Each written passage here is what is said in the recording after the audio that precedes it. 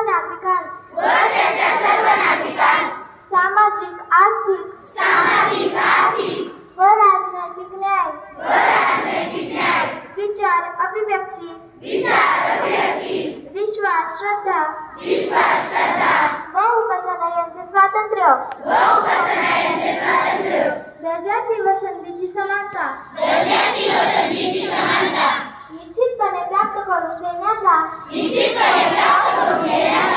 आणि त्या सर्वांमध्ये व्यक्तीची प्रतिष्ठा व राष्ट्राची एकता आणि एकात्मता यांचे आश्वासन देणारी बंधुता प्रवर्धित करण्याचा संकल्पपूर्वक निर्धार करून आमच्या संविधान सभेत आज दिनांक